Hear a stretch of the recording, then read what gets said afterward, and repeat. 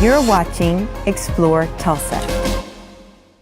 I always had an interest in the military things, so I'm a collector. Well, the Disabled American Veterans Chapter 32 approached me saying, would you do a display, several displays over a 6-week period leading up to June 6th, 1984, the 40th anniversary of D-Day. They had a DAV thrift store up on Apache at one time, and I'd go in there every Saturday looking for things, uniforms and all. And I became friends with the manager, who was a Korean War Marine, disabled, and actually he's the one that asked me, hey, would you do displays for the 40th anniversary of D-Day? And I said, Bill, I've never done a display, but yeah, I'll do it. And then teachers started coming up while I was there during this 6 weeks. Hey, do you come to schools? Civic clubs. Hey, do you come to luncheon clubs? So that's how I got into this.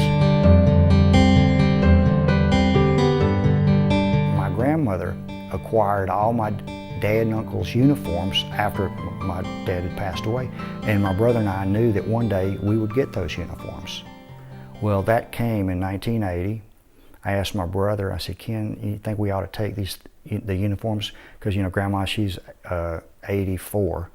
And you never know what's going to happen. And she was a widow, had been a widow since 1963. So he said, okay. So I went upstairs. The garment bags were there. The uniforms were gone. The box of flight gear that had been there, it was gone. So I went and asked my grandmother, Grandma, where's Daddy and Uncle Ken's uniforms and the other things? Well, I'm 84, and and I may not be here next year, and I'm just wanting to make it easy for you boys when I'm gone. So I threw those away. Did you want them? Between a year and 2 years later, we were going through her dresser drawer, and that's where I found my dad's flight logbook, where it noted where he shot down the 2 Japanese planes.